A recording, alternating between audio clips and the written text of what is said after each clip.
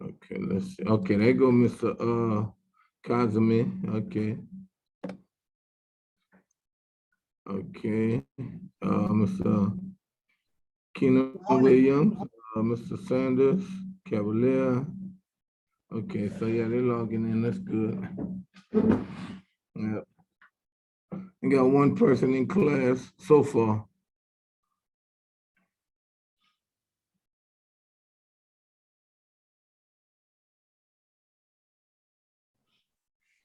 Professor Sylvester. Yeah, how you doing? I'm doing good, sir. How are you? All right, hold on. Let me turn my mic up.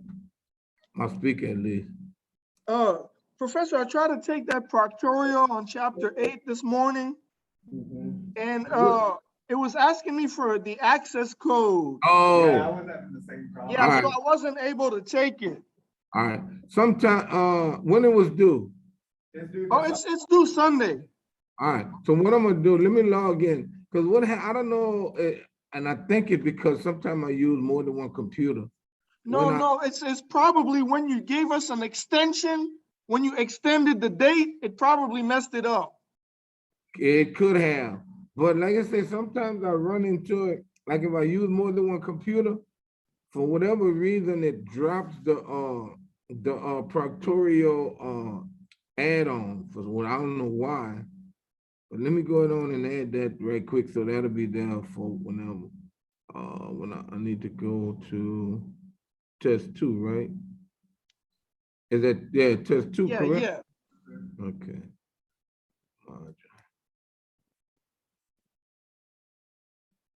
Okay. Test 2, because it'll show me also, and I gotta add it.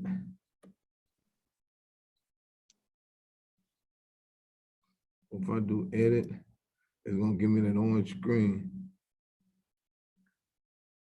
No, it's there. Oh, it's there.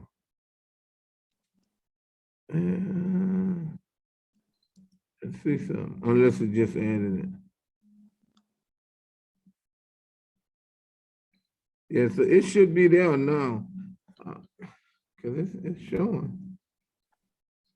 And let me see if that's the right class. Yep, 194, test 2. Let me check it really quick. Right, because you could get out of it without going in it again. Yeah, it's working now. Okay, yeah, I guess I have to go in and it did whatever, right? Okay. All right, so I don't know who all is coming to class, but some students had issues with saying that, let's see. Well, let me do this. I don't see most of the students, but the first program, and I was looking at it, and let's see. What I'll do, I'll pull up one. Let's see, let me pull up one to kind of show you. And did you see your comments, Mr. Kazumi? My comments on the programs. On your program? Yeah, I had some question about that, but Right. I was gonna wait till the end of class. Yeah, but see, I was gonna try to kind of go over some of the comments because some students, they're not turning in the header file or the input file. Some students, they got errors, and some of them are kind of simple. I remember I told students with that string function, you got to load the header file. Because what happened, I pulled it in and tried to run it for one student, and then I looked, I noticed they had errors on the COUts. It was because of their string. That string function wasn't loaded. Some students, it's a matter of coding. You know what I'm saying? Like they trying to code for the body of the main, and they closing the main, and then they putting information outside the main. So I'm like, man, we got to those type of errors we got to kind of overcome. With you, Mr. Kazumi, I think you misunderstood the assignment. For program 1, when you gave the program example and it sorted the different students by ID numbers, No, it started the data by year. No, we're not, you're talking about a different program. Okay, all right. That's where I got confused, because in program 1, we had those 75 test scores, right? Right, We had 15 rows of 5 scores. correct. Okay, and then we were supposed to split the results depending No, on the student IDs, even and odd. no. See that's why you messed up. You Okay, weren't supposed, all the students in the class, all students who had a even ID number had to do the class average. All the students in the class who had an odd ID number, I'm talking about your peers. yeah. So it's like your ID number was even or odd. I don't remember, because I just copied the list of names that was on the sample. No, but listen what I'm saying. You particularly, what is your L number? The last number in your L number. Is it even or odd? Oh, I mean, I'd have to look at the program. I don't know. Okay, let me ask you this. What is your your login assigned to role? All right. Oh, you're talking about my real ID? Ah, there we go. You understand? So based upon what your L number was going to depend on which program you did. Oh, so I did both for nothing. Right. See what you did half for one and half for the other. Yeah, you're right. Yeah. I took my list, and No. I took the even ones and the odd ones and separated them. No, but all you had to do was say, okay, my L number ends in, say, 0. Yeah. Therefore, I have to do the class average. Got to print out my 15 names and my 5 test scores for each 15 names and do my class average at the bottom. If my the average of the whole class. correct. Not the average for every student. Well, it depends. If my if my L number was odd, then I would do the the student average on the row. Okay, so it You seems understand? that I have a in the pattern. class, depending on your L number, you did one program or you did the other. Okay, so it seems that it's not the first time that I misunderstand the specifications. Yeah. Right. Yeah, so I need to start paying closer attention to that. Right. Cause let me pull up that. Let me share my screen first. We on program number 2 or 3? Well, we were looking at number 1. I know y'all was talking about the first program, but I'm on, I think, program 2. Okay, yeah, with the vector. No, I'm talking about the sorting. Okay, that's 3 and 4. Yeah, 3 then. All right. Well, okay, I'm gonna go over that. Let me show you this right quick. Let's look at oh, I'm in the wrong class here.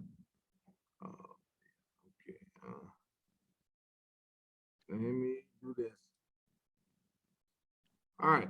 So when I do this, and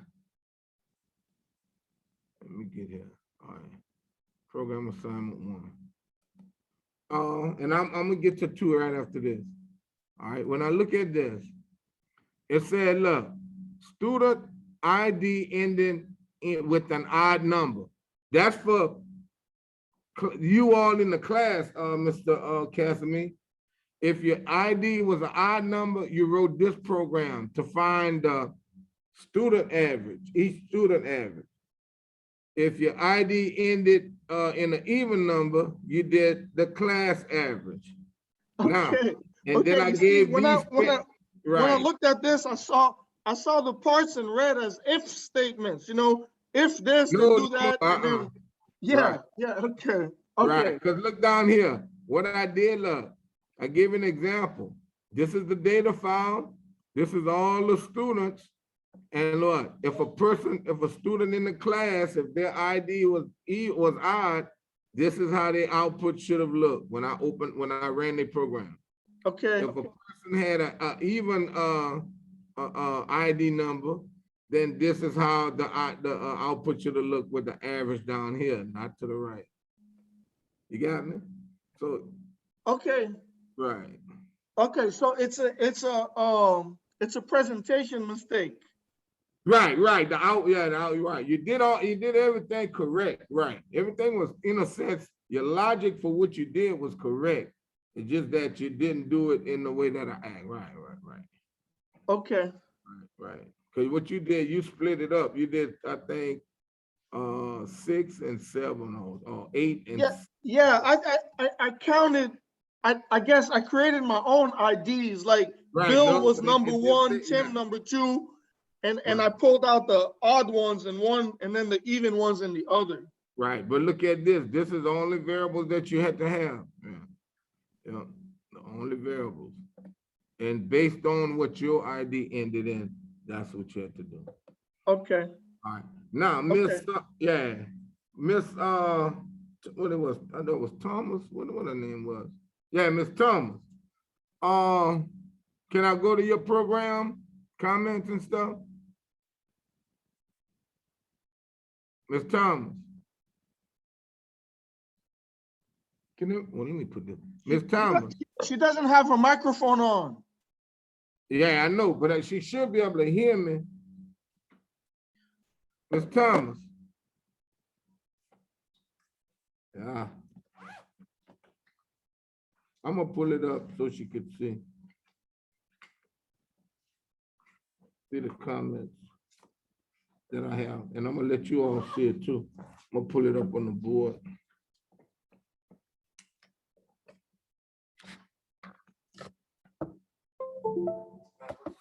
BRCC.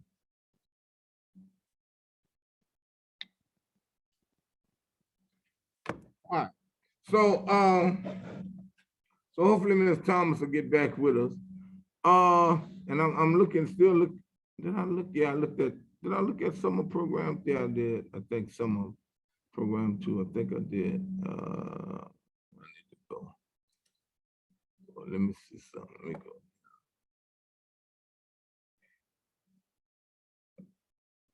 Well, Miss Thomas. Okay, she's on.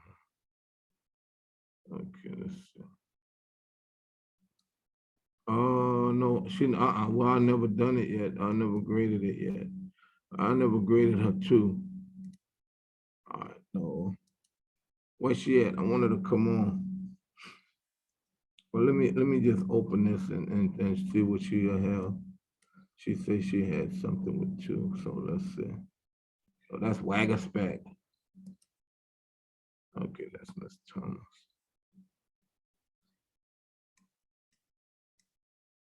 Get this other one. Okay. All right. So if I look at Miss Thomas, just off top. All right.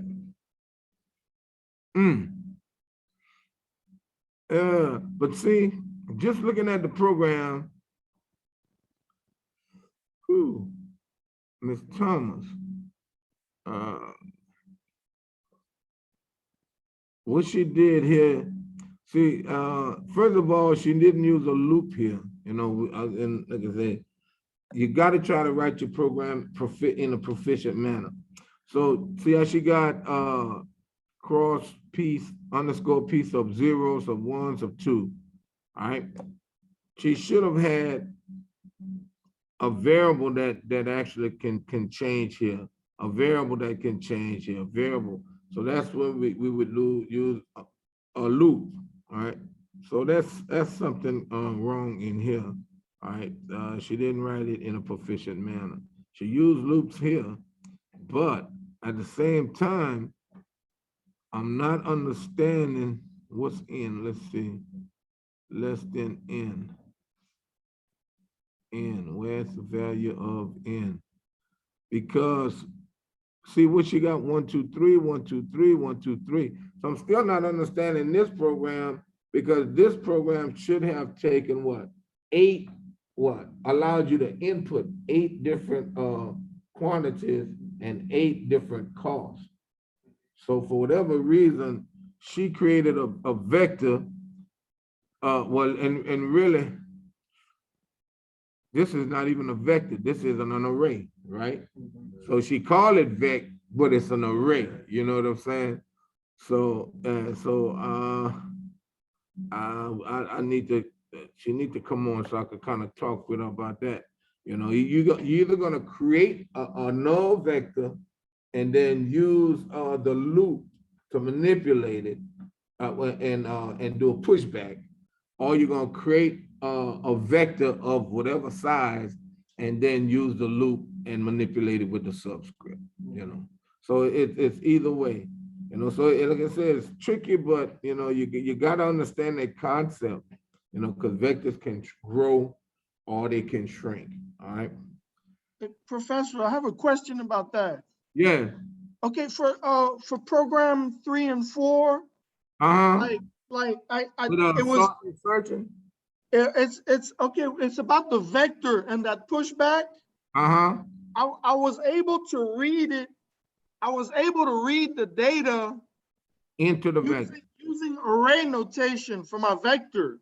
But see that's one of the keys of using vectors. You can declare the vector of a certain size and then you use it just like you use arrays. Right. Okay, so that's okay. That's the concept, right? Okay, I wanted to make sure that it wasn't just online GDB letting me do that. That is correct. Because see, okay.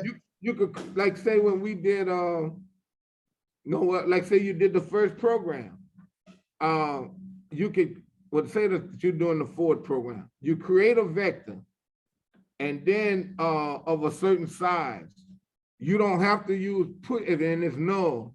Then when you read, if you read in data into it, you don't have to do a pushback. You just use your subscript. But if you created a null vector, then you'd have to read it in and then take that read in value and then do a pushback to push it into that vector. You got it? Right. Yeah. Right. And I think that might be one of the things she having issues with too, you know, and also kind of understanding the concept of the program itself. Yeah, she's not responding to a direct message, so I don't think she's on.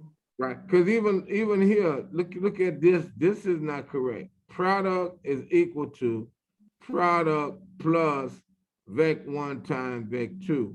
So she got product at 0, so it'll be 0. So this will somewhat work, but this should loop 8 times. But at the same time, it should be saying, please enter what? An item and then enter a cost, right? So she don't have the loop to do that. Well, let's see down here. Dot product, cross product. See, this is kind of confusing. You know what I'm saying? She got dot product, and then she got this, then she got our cross product. So not really understanding. So I'd have to try to get with her to see exactly where and what she was doing in this one. All right. Now, Mr. Booker not online either. Mr. Booker had reached out to me and he said something about not being able to use the source code that we had in the book to do his sorting, and I wanted to kind of go up. Excuse me, cut this off. Cut this off.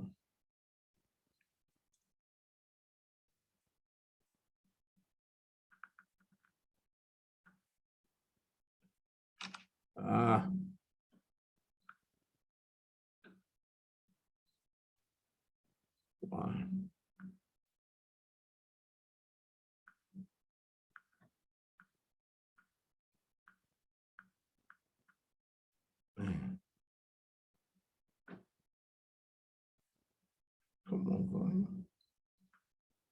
All right, okay. So now,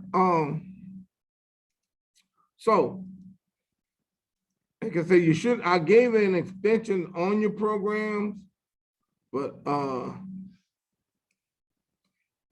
let's look at this. All right. So if we look at this logic here, all right, let's see, we could choose any one of them. Let's say he said something about, let's do the sort. And it's in this sort. Let's say this sort. And here's the, well, basically they have the code, but let's look at this. So if you wrote a program and you had your sort logic. Now, what you could do, pretty much, if you knew what the variable is, look what they did. They well, the variable, which is the array, they passed whatever that array name was here, correct? But now what it is they doing? They only sorting what? One array, right? How many arrays you have in this program? No. Program 3. Yeah. 3 and 4. How many arrays? Oh, well, the second one is vector. In program 3, we have what? Name, year, and cost. So it's just 3. But at the same time, remember when we said, if I'm sorting something, and if I move something from position 5 to position 0, I need to move what? Everything to that. So if I did name from, well, say year, if I move year from position 5 to position 0, I gotta move year and the cost. Yeah. So when looking at this is just the algorithm to what? Move one. Now, the sort is only sorting one column, but we need to keep track of all the data for that column. So to modify this to work, you'd have everything just as it is. Bool swap, that's in that function. You would need that. Int temp will be dealing with whatever that array value is. Okay. So if that array value is float, then it'll be what? Float temp, right? If that array value was short, it would be short. You understand? So you see how you got to kind of piece it together to know what's going on. Now, then this is the do. The swap, same thing. This is the logic. So swap is equal to false. That's saying, okay, automatically fall into this loop and perform this. So for count is equal to 0, that's our starting point. That's our subscript. So if we check in year, we're going to start with what? Year sub 0. But then we're going to go all the way to what? To count less than size minus 1. Now size is going to be what? But size is going to be our array size of whatever we sorting. You understand? So see how you got to kind of understand what those variables mean in order for you to try to take that code and put it in your program. Because so your size might be called max. You understand? So then you're gonna say what? For int count. You have to change size though, right? Yeah, to max. Right. But see what I'm saying, you see what I'm you're looking at the but you have to change everything to fit your program. You can't just say, well, yeah, just take this code and paste it and it's gonna work. No, you got to be able to tweak it, and because the logic is there, it's just that the variables may not be set right. Certain ones. Because like I say, swap, you don't have to worry about that. That's within that. So now, so for count is equal to 0, you're starting at the 0 position of the array. Count less than whatever the size of the array, 1 less than, and then you keep on incrementing. But look what it says, if array, so now you're dealing with whatever that array you're trying to sort, right? Sub 0 is greater than array count plus 1, which would be count, like say array sub 0 and array sub 1. Check and see which one is greater. And then now, if the first one is greater than the second one, Then here's where we're doing our physical swap. We taking what's in array sub zero. Do I have a marker? I don't have a marker here. But remember when I did the let me open up Excel here and I'll show you, just kind of show you.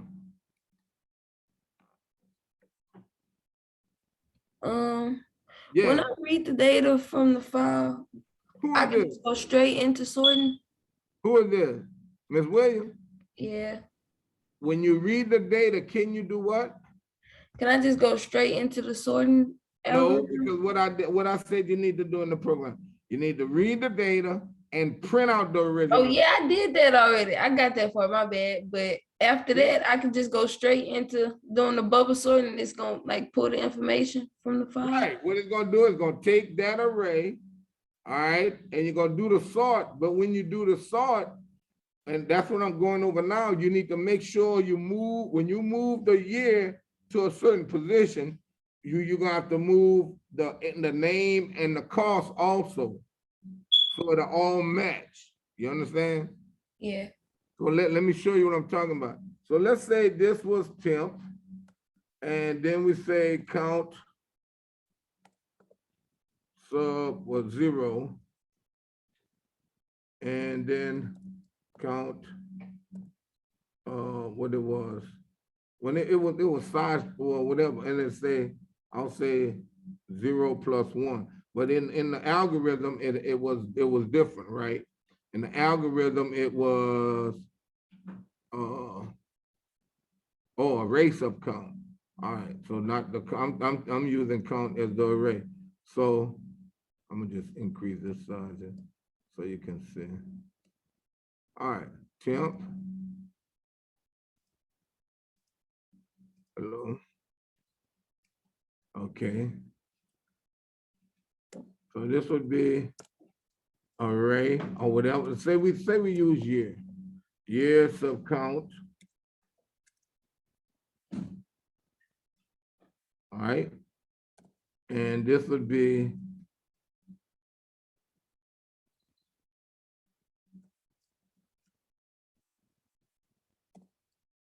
count plus 1. All right.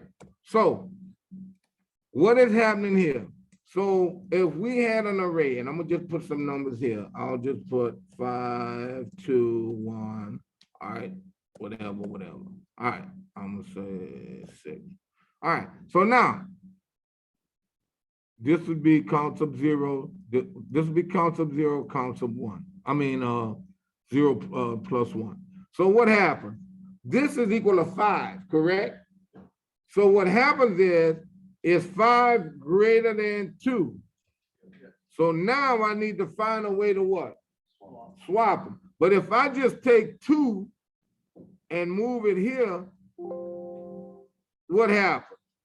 I done overwrote 5 and I don't know what was there before.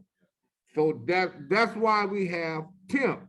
So what happens is we have to say, okay, this is 5 and this is 2, right? So what we're gonna do, we're gonna take this 5 and we're gonna move it to temp, okay? Now, we're gonna take this 2 and move it to year sub count. And then we're gonna take that temp value and move, temp value and move it to year. So now I just what? Swap them. Otherwise, you will overwrite your value and it will be either nothing or something taken from somewhere else. You got me? Everybody? Now, if I do that for the year, I have to do it for what? The name, right. And that's the key, because otherwise you have your data all screwed up. You're like, man, Mr. Lester is working, but it's not giving me the same, record each time. So when I do the swap for the year, let's get back to this. When I go back here, when I do temp this equal, temp is equal to this for that ARR array, which could be year array, right? Then I did the swap for the first position. Then I took the temp and put in the second position. Now I need to do what? These same 3 statements here, I'm gonna have to use them again, but now I'm gonna have to do them for the string variable, which is name, and those those three steps, and then I'm gonna have to do it for the cost. Everybody understand that? And if I had more arrays, I'd have to have the sets for each one of them. So that's for what? When I move something in a position, it'll have everything aligned. Everybody got that? So you got, like I say, the code is there. And like I say, all this other code, like I say, the swamp, all that, hey, that's the logic, you know, because all this is pretty much standard. But you got to make sure you understand the array, what array they're using. They're only dealing with one, but we have what? 3. The size is the size of the array, right? And then we got size -1. So whatever our max size, we're going to go based on this this bubble sort. We're gonna go up to whatever that size -1, and then we're gonna check for the first one and the second one, then the next one and the next one, then the next, and each time we're gonna be doing our swap. Everybody got that? So that's how you write your code. You can't, how do I say? Sometimes you can just capture code and put in and say, okay, well, I'll run this for you. But this is dependent on what? This array here and this size. So you're gonna have to know where to put it in here. This temp here is int because this array is what? Int. So, you know, stuff like that, you got to be able to see that and adjust, you know. Like, let's say this temp is like a double. Right. That instead of int, it would be a double temp, right? Right. But you can't use the same name though. Oh no, of course. Yeah. Right. Okay. Right. Okay. Right. But you can do double temp, and then you can do down here temp is equal to whatever that double array is, whatever, and then this array, whatever, and it'll work. Right. Gotcha. Right. And then string, you do the string array and do the same thing, right? Because you could have, you could call it int temp, string temp, double temp. So you can see. So temp in that. Just holding that temporary value. That's just a variable, right? Right, it's a variable that you introduce inside of that function. So for example, for our program, it'd be like, you know, in, what was it? In temp year. Yeah. And then it'd be double tuition. Well, but it'd be int temp double. See, temp double. Because see, you're gonna have a temporary double location to store that double value when you're swapping. And then a temp string. You know what I'm saying? Yeah. And when I say string, that's one variable name. Yeah. Right. Because what? I need to move that string. If I move that year, I need to move that string to that temp and then move the other string and then move that string back to the bump. Okay. But for programs that were only sorting the year, so we would only have to do int temp for the year, right? No, but when you're sorting, you got to make sure all of it is sorted. Okay. You understand? You got to do this. If you sort the year, then the name, I mean, that year could be on a different name. Right, like this, watch, I'm gonna show you. If I do something like, if I do, let me see if I can, well, let's see. Bill.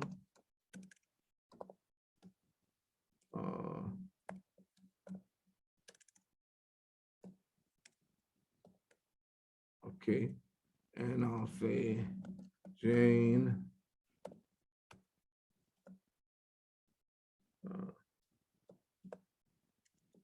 And I'll put 4 on Tim.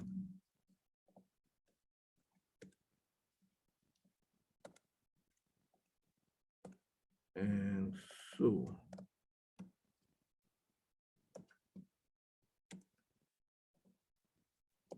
All right, so say I have this, all right? I'm gonna clear this up.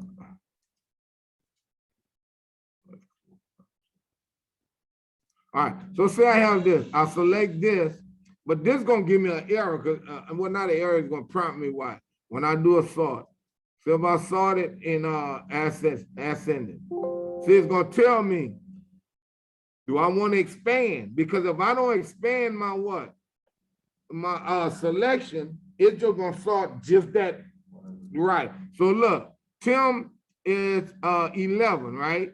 Tim, whatever, say that's whatever value that's 11. So say we don't expand, we just continue.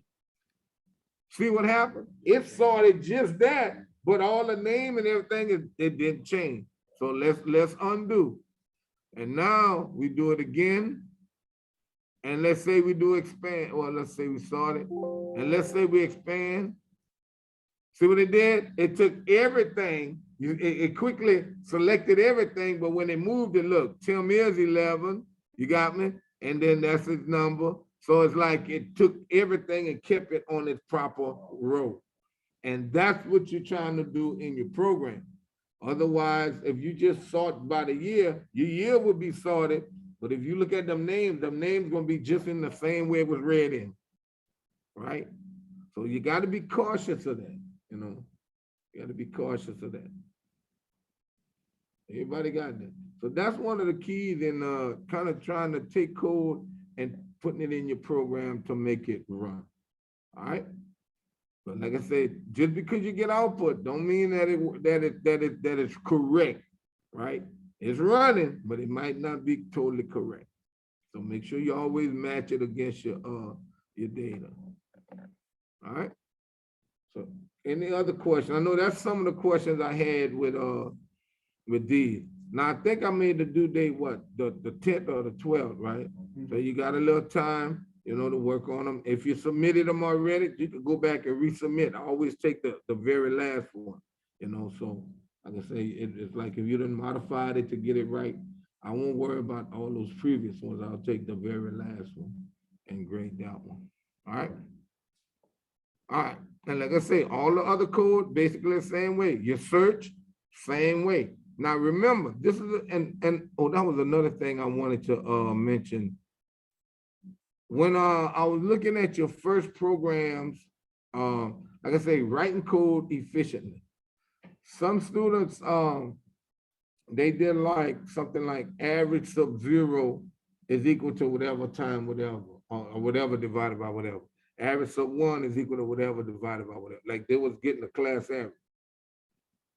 What you would do is you do it within a function, within a loop. I didn't kind of take off too much for it, you know, but I made the comment, you know, for some of them that, you know, it's not really, you know, the proper way to code. Because if I give you what, 100 averages to do, then what happens? Yeah, you got to keep writing. Otherwise, you just change a number, a range, and bam, it's done, right? So you got to try to write proficiency. Write your code in a proficient manner. All right. What else? So like I said, that's the logic. And like I said, make sure you understand that with vectors, like I said, you can create the vector, create a null vector and do a pushback to put the data in, or you could just create the size of the vector that you want. Because I gave you the size, you know, and then put the data in and using subscripts. All right. Okay. Now, and make sure, like I say, make sure you give me your data file, input file, your output files, your header files, and your source code. Now, let me do this. I'll take, what's your name, Mr. What? Abi. Okay, let me see something. Can I pull up your assignment? Yes, sir. What I'm gonna do, because this is, some people are not getting their points for the documentation. So let's see. Me and this board on here. Okay, there we go. Let's scroll over. Okay. All right. Oh, so he got his points. So but I'm gonna pull it up. All right, I'm gonna pull his document up, being that you'll see somewhat of what I'm talking about or what I want. All right. So let's look at his document. Okay. Cover page, this is the information I want. How you fancy it, I don't care. Like I say, you can double space it, you can page for, it doesn't matter, as long as you got that information on that page. All right, some people didn't even have my name on it. I want that information on the page. Give me all the information that I asked for. The second page, look, exactly like now. Only thing he didn't do, and I kind of didn't take off. Remember I had the format of the output? That is still a part of the statement of the problem, because you want to show them what the output looks like, you know what I'm saying? So, but he gave me, unlike a lot of other people, what they'll do, they'll just copy this information here and paste it. And it's not, you know what I'm saying? You really don't know what the program is about. You know what I'm saying? Give me everything that I gave you as the instructions, all right? And if you can copy it in the same format, all to better, all right? But some people just try to copy all this text and just throw it there and it's all jumbled up and whatever, all right? I want it to where it is legible, where it's readable, you know, it's understandable, so that anybody who picks it up, they can see it in the way that it was given, all right? So that's statement of the problem. The program, this is his name, I mean a program name, right? But then this is the actual source code. The source code was copied and pasted into the document. So see how when the information is copied and pasted, I can enlarge it as large as I want and still really see the information. If he would have copied did a snapshot of the screen and did give me like 5 snapshots, depending on how big it was when he did the snapshot, when I try to view it, it's just gonna blur. The more zoom it, the more it's gonna blur. So that's why I tell you, select it, copy it, and paste the text here. And that way I can go through and see, you know, exactly what's what. And looking at this, I see that he got a 2-dimensional array. He got his what? Nested loop. Some students didn't use the nested loop. That's why I say they didn't write it in a proficient manner. They used one loop and then they did the concrete the values like average sub 1, average sub 2, and like I said, that's just not the way to write code. All right, that's not the way to write code. All right, so that's it. Now the snapshot. This I want you to give me a snapshot, because sometimes it's kind of hard to copy from the DOS and put it, but then I also want to see it in its original form. But sometimes if you select it and paste it as text, depending on the font size or whatever, it can shift it. But if I see the actual layout that it was in when you ran it, I can say, oh, okay, it's in the in the proper format or whatever. All right. So here he apparently his login, I mean, it's not login, but his L number was even. So he did the average, of the class. All right. So for test 1, the class average for with the numbers he had was 79. All right. So that's how it was to be done. All right. All right. Then the header file. What's the name of his header file? Header.h. And this is the source code of his header file. All right. So that's what I want. And like I say, class, this is give me points. But some students choose not to give it to me in the way I want to.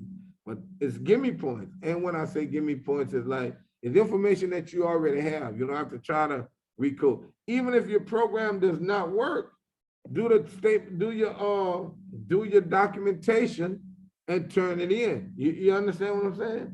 Do your documentation, turn it in. Your output might not be correct, or it might not even run, but give me that screenshot of that output. You understand? Don't just say, oh, well, don't run it, don't whatever, so I didn't do it. Do it, and then so when you write a program that does work, you're in the habit of what? Knowing how to do it. All right. Now, the next one is the input file. What's the name? Data _am.txt. So see, and then what? This is the data file. And like I said, I don't want it snapshot. I wanted you to select it and paste it in there so I can actually zoom in and see it. Otherwise, like I say, if it's a snapshot, depending on what size you snap it, then I still really can't see what the data is. All right. So that's the data. And then look, output file. No output file because what? Our data went to where? The screen. Our output was on the screen. And some people, what they doing for the output file, they giving me the screenshot of output, but that's not an output file. Output file is a physical file that where you write your data and store your data and you can go back and look at it. That's what an output file is, all right? And then the data dictionary. Now, this is where a lot of people get caught up too. But looking at here's what, when I look at it like this, I say, okay, you got all these variables. These are more or less global variables or declared before the main. Then you have what? Your main function, all your variables. Your get function, all your variables. Your calc function, all your variables. And look here, look, rows, col, so SCR. So what happened? Even though he used, introduced that variable in the get, it was also introduced in what? In the calc. And I want you to list them. As many times as you have that variable, I want you to list it. X and Y. X and Y is in the get, X and Y is in the calc, X and Y is in the print. That's what I'm saying. So I want you to have them so you can look at it and say, okay, even though you know what it is, when somebody else come back and look at it, they can actually see what it is and know what it is. All right. So that's how I want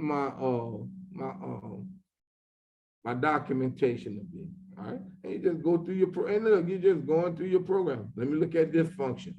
Okay, what all variables I have in it and what are they used for? Let me look at this function. What all variables I have in it and what are they used for?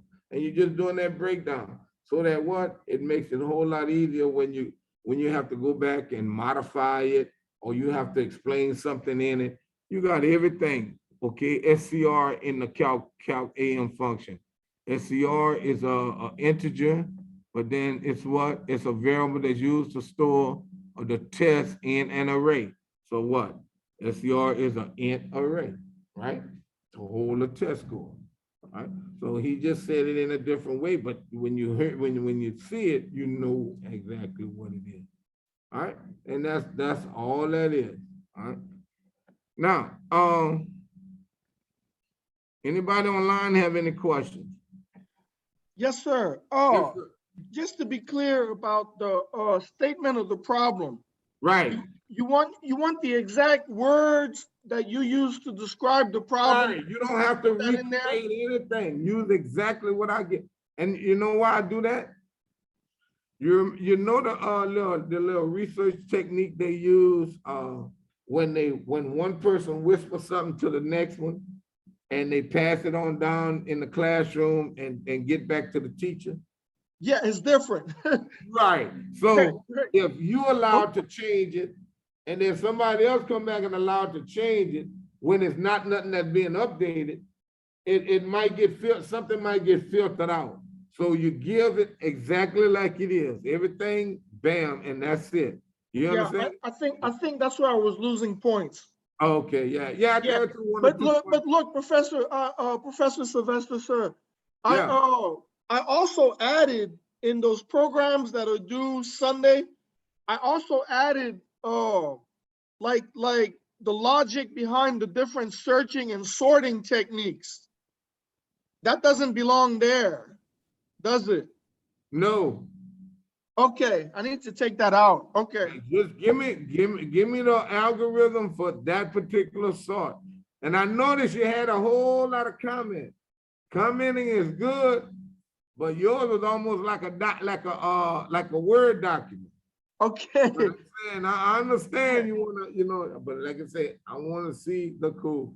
Yeah. But I was able to filter through it and whatever. Yeah. Okay. Professor, what did you say you wanted us to add to the programming assignments that I didn't put in there? You said add the output as well? Yeah, right. Let me show you when we go, not the doc. Watch. When we go back to, oh man, what did I do? if I go back to program, that's program what, 3? Program 1. 1, okay. Let's go. Module. Yeah, that was program 1. All right, program 1, assignment. All right, so when we look at it,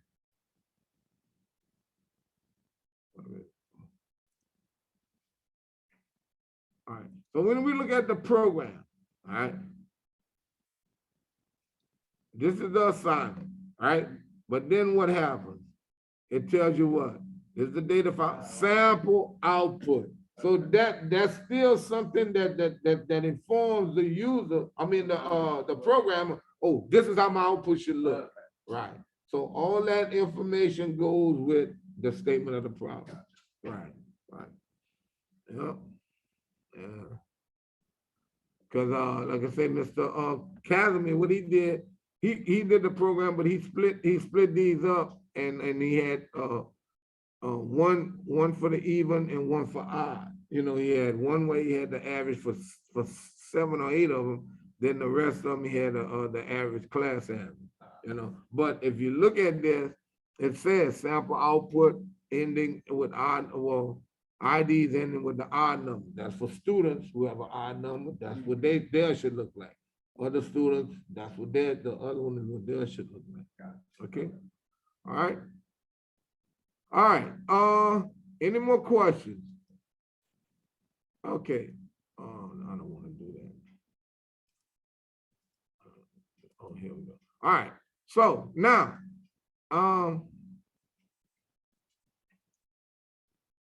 pointer. All right. And class, work on your assignment, and we're gonna kind of work on these dates or whatever. But like I said, we need to kind of move to pointers and kind of work with it. But hopefully you got enough insight to kind of work on your programs, you know what I'm saying? Kind of get your programs going and get them working. All right. So let's look at pointers. This is my notes that I have for pointers. They come from the book. But like I said, you can read the book, also read the book notes also. All right. Let me see how I might.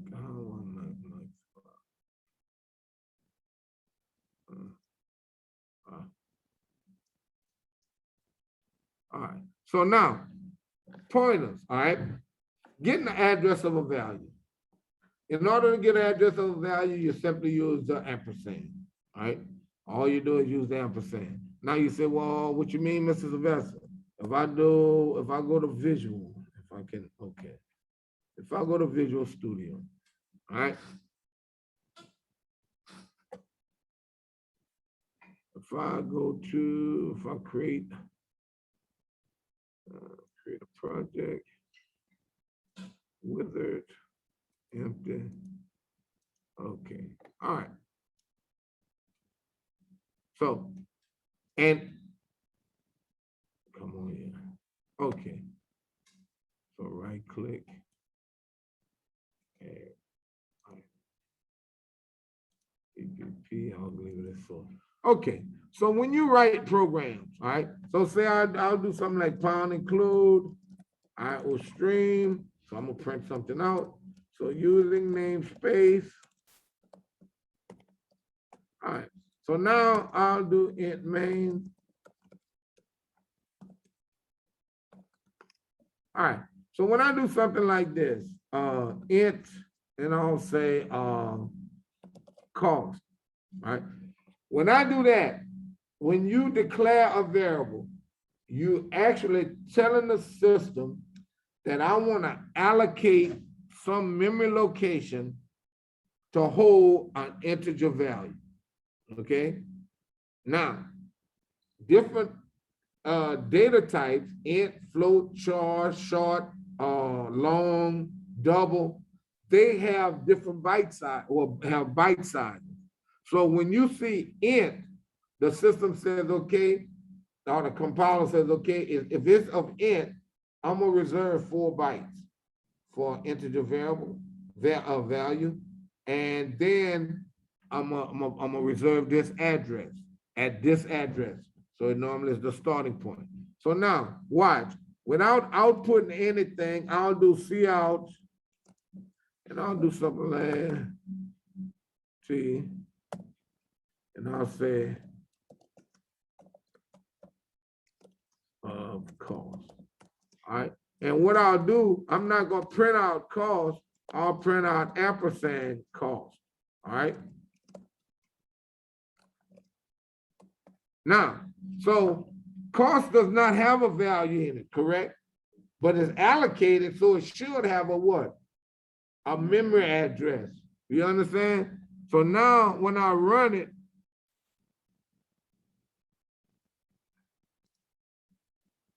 it should give me the address of cost. You understand? So see here, I have an address of cost. Now, if I put a value, like if I say cost is equal to 7, right? Now, even when I do ampersand cost, it's still gonna print out the what? Memory address. The memory address. Now, okay, well, I'll talk about it later. It's gonna print out the memory address, but what's stored at that address? The value 7, right? So I can do the debug and I'm gonna still get the address, right? But if I come here and I do this, and I'll do say cout,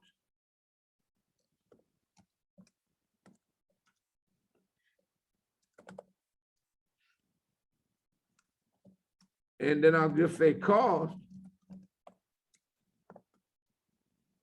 Now what? The first here is gonna print the address, but here is gonna print what? Thank you. It's gonna print the value at that address. And that's what we've been doing. We create variables to store values, and when we call it to output it, we go to that address and print that value. You understand? So what? That ampersand allows us to what? Point to that memory location. You got me? And also, Right. Reference that memory location. All right. So now let's get back here. So now what happens here? Now we have where we see that a char value, when we declare a char value, 1 byte is allocated. Short, and that's int. Short int, 2 bytes is allocated. Int double, an int long or float, 4 bytes are allocated. And if we have a double, 8 bytes are allocated. You understand? So that's how the system works. Even with your arrays, because when you allocate an array of 10 and it's integer, that's 10 times what? 4 to give me what? 40 bytes, consecutive bytes, so I can store whatever in that array. You understand? All right. So it says each byte of memory has a memory address. A variable's address is the address of the first byte allocated to that variable. So what? If it knows that it's int, it's gonna start from that beginning, right? And go 4 bytes, and whatever's contained in there, that's the value. Okay, now, might be a little confusing for now, but let's continue on. So here it's showing, if I had letter, char letter, it would take up 1 byte, one single byte. 1 byte is 1 character, right? 1 character, a comma, a period, a S, a G, parentheses, a slash, whatever, $sign, 1 character. 1 byte is 1 character. Your name, depending on how many letters your first name has? 5, so it's 5 characters. So that's 5 bytes. Correct. So you see what I'm saying? When you look at a document, anytime when you create a Word document and it says so many bytes, that's how many characters. You understand? So that's how that come in with computer science, the number of bytes. All right. So now we have number, which is of short data type, 2 bytes. Correct. And it start at the beginning of the memory address, and it knows that what I need to start here and end here, right? And float amount is 4 bytes. All right. So this just like a picture showing you, like when you allocate a variable or create variables, it allocates spaces on your computer so that it can know where to reference that data. Now, the program that little program that I wrote with cost and cost ampersand, if you run the program on your computer, you may get a different result. You will get the 7 as output because that's what we made it. But the address may be what? A different address, because that address that my computer allocated it to, your system might have something stored at that address. So it'll just use another address, but it'll know that. You understand? So that's the beauty of address, using addresses. You know, well, when you write your code, like I said, when you're on different computers, could be different memory addresses, but you could point to those memory locations. All right. So now looking at this, based on what we did with our program, ampersand amount will return the variable's address, right? And then when you output it, just like we did in the program, cout ampersand amount, it won't give you the value, it'll give you the address. All right, it'll give you the address. Now, okay, and it says do not confuse the address operator with the ampersand symbol used when defining a reference variable. All right. Now, look here. Just a simple program based upon some of what we did. You got int x equal 25. So we allocating a space in memory of what? 4 bytes to hold the value what? 25 of integer. But then it says, okay, let me print the address of x. So to do that, I'll use what? Ampersand x, right? If I wanted to print the size of that variable, we know that what? If it's int, if x is int, is what? What's the byte size? 2. Huh? No, It's 4. Remember, short is 2, right? It's 4. So the size of is a function in C++ that you can use. And then the value, the actual value is going to print out is 25. Because if I go back to this program, let me close this, and I can do something like this. I can do cout.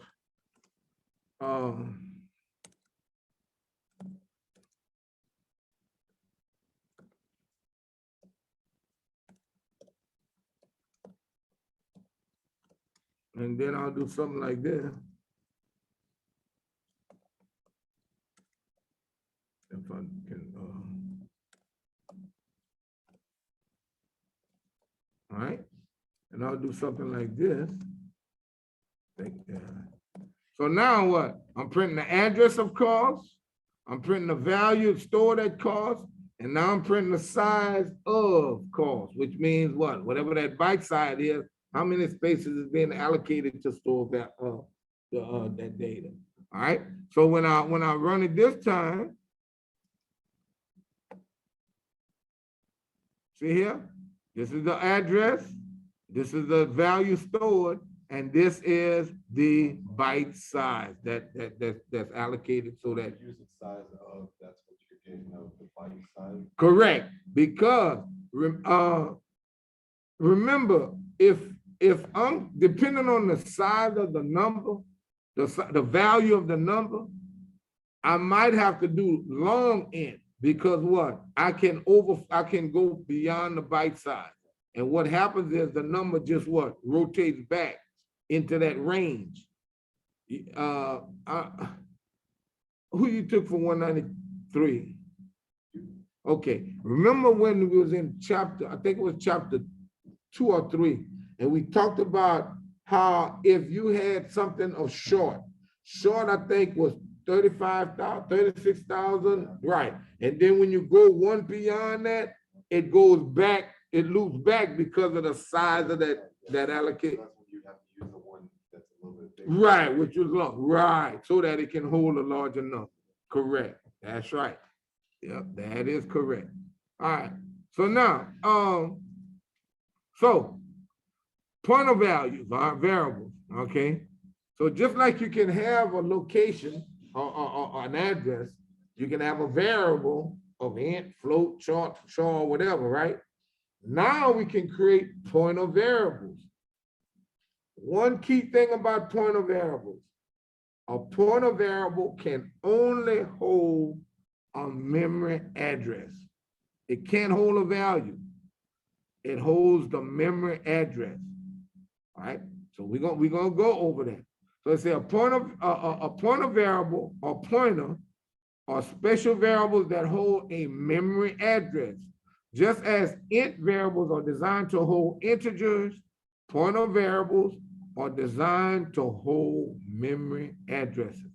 Even though you can what? You can reference the value or output the value, but it holds the address.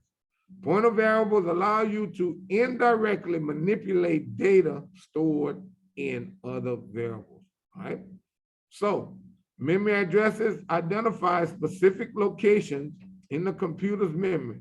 Because a pointer variable holds a memory address, it can be used to hold the location of some other piece of data, all right? i.e. points to some piece of data that is stored in the computer. So what? It's like this, and we're gonna look at it. You could have a pointer variable, right? That a pointer variable holds an address, correct? But then I could have, now this is another key about pointer variables. If I have a int pointer variable, it can only hold a int memory address, a variable that of int. So if I have int x, int y, float z, and I have an int pointer variable, z, which is float, cannot be, pointer value cannot be stored there. Okay, only int variable addresses can be stored at that pointer address. But the thing is, if I have int x, int y, and I have a integer pointer, I can make it point to x, do what I need to do. Then I can make it point to y and do what I need to do without even referencing x or y itself, just the address. So that's one of the beauties of pointers too. You know, it allows you to indirectly work with the variables. All right, we're gonna look at that. All right, so pointer variables allow you to work with data that they point to. All right, so if we look at this, all right, this shows us where we passing a value. So it say, here we are passing the name of an array, all right? So what? Numbers is of int, right? And it is size of 5, and the values of 1, 2, 3, 4, 5. So what happens is when we call numbers and we pass numbers through the show val, we pass numbers to values, right? The address of an array, how would I say that? The starting address of an array is a pointer. So when I pass numbers to values, I'm not really passing the information. I'm passing what? The address. You understand what I'm saying? So because it's an array. So when I pass that array name over to another name, I'm passing that pointer, all right? That address, all right? So what it tells us that here, the values parameter receives the address of numbers array. That's why, remember what program I gave you? That was 193. That's why when we deal with arrays and we pass arrays, we do not have to either make them global or anything. Because what? Everything we do to that array once we pass it is done when we return back to the main function or to the calling function. Because we're dealing with it based on the memory location. But when you have a variable like X and you like say size, if we pass size to the show val of not size, let's see what, yeah, this capital S-I-Z-E to this lowercase S-I-Z-E and say we change the value of size here. Let's see if it's constant. Oh, well, it's constant. We can't do it.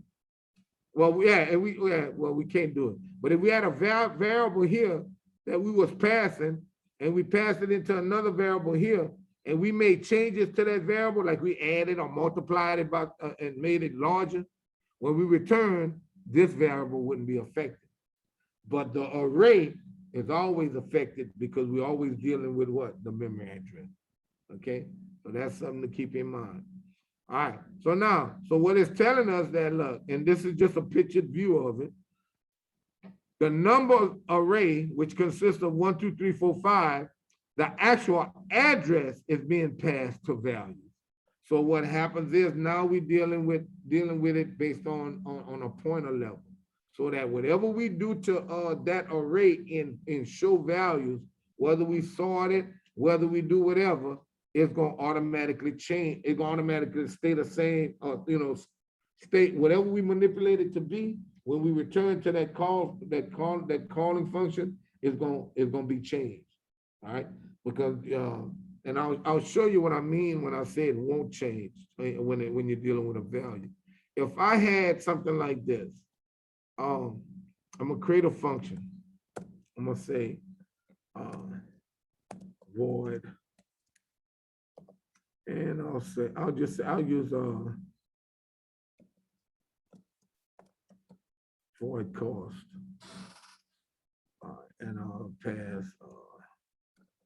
pass an int. All right. So now,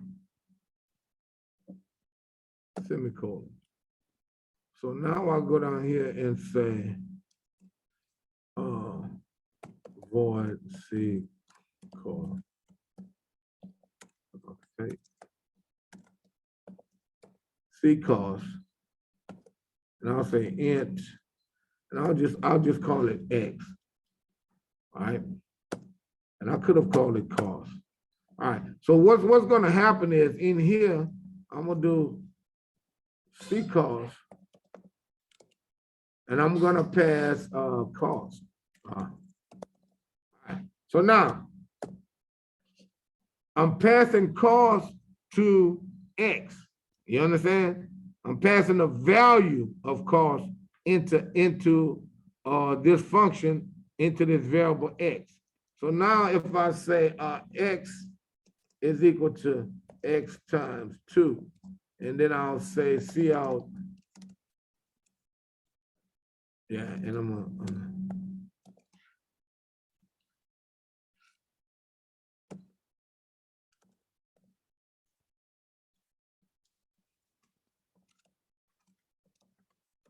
All right.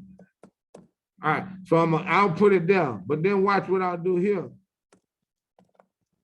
I can just do the same thing. Well, I'm gonna see how cost. And I could call it cost if I want to down here, but I'll just leave it as X. I'll copy this.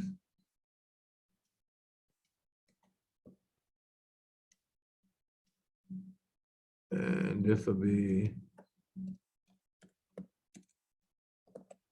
all right, but remember what happened. We passed cost into X here, and we multiplied X, which was 7, and got what? We should get 14. We're gonna output 14, but we're gonna come back here and we're gonna output, and I could have called it X, but I'll just leave it as cost. So now when I debug this, watch what happened. You understand? So what? This is the memory address 7. This is the size of 4.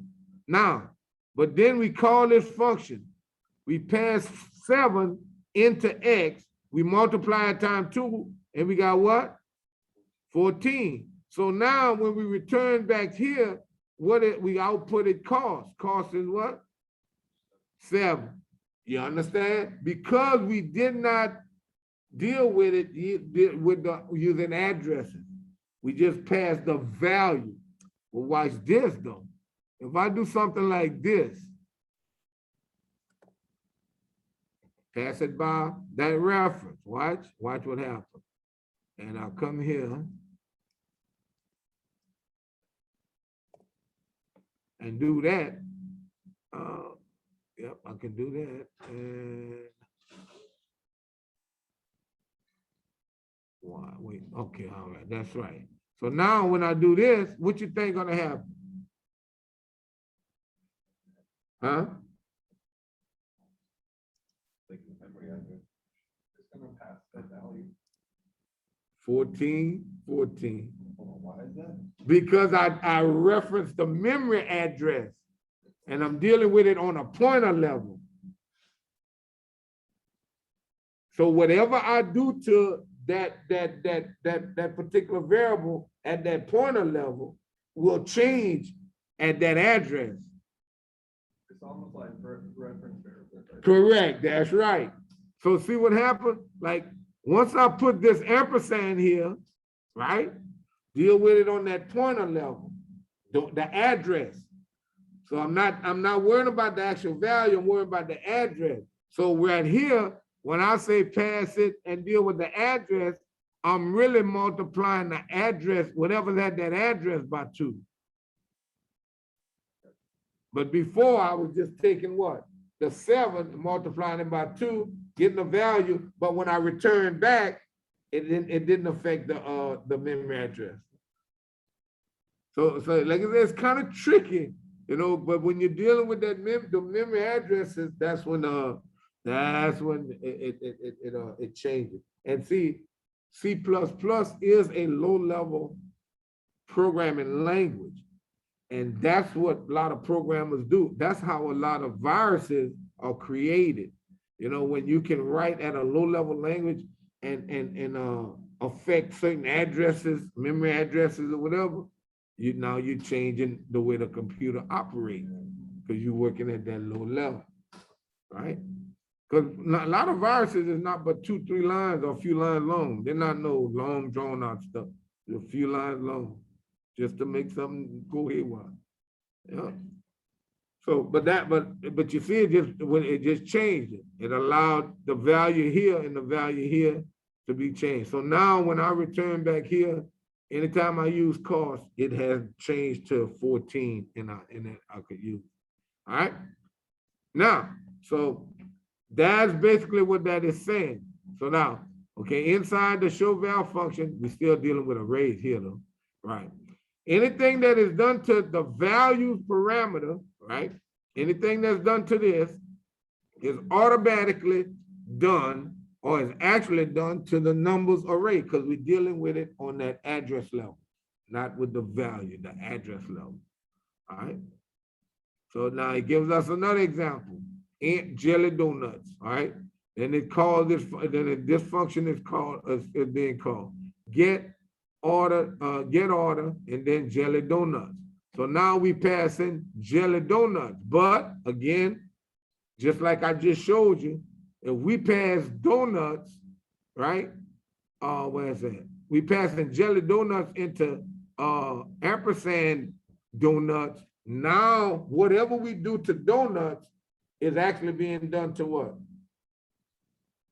Jelly donuts, that's right. So if jelly donuts, if we input a value for donuts here, when we return back to that calling function, it'll know what that value is for jelly donuts.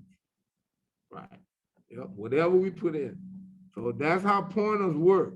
Okay. So in this function, the donut parameter is a reference variable and receives the address of the jelly donut variable. Anything that is done to the donut parameter is actually done to the jelly donuts variable. All right. So like I say, you gotta kind of keep that in mind. Keep that in mind. All right. So what happens is you're not actually passing the value of jelly donuts, you're passing the address. All right. And when you pass that address, or that address here is passed into here, and then it goes in and do whatever it has to do at that address position. All right. And like I say, so no class is almost over. Let's see. So here, now, creating and using pointer variables. Look, to create a pointer variable, all you do is add a asterisk in front of a variable name. But what type address can this pointer receive or hold? Which is what data type? What's this? Integer. Right. So that pointer can only hold integer addresses. You try to throw in a string, a float, a chart, right? It's not going to work. It can only hold an integer address of a variable. So it shows you here, well, it tells you Pointer can hold only addresses of its own data type.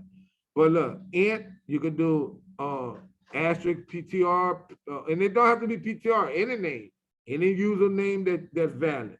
So we just use PTR to say pointer, but you can use any name. Or you could do int ampersand, asterisk space PTR. Either one is correct.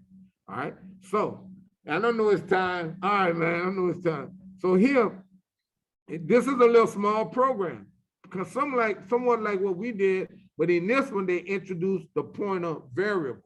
So here you got int x equal 25. So that's an integer variable called x, allocated 4 bytes, and we stored 25 in it. But then we created a pointer, right? We created a pointer, an integer pointer called PTR.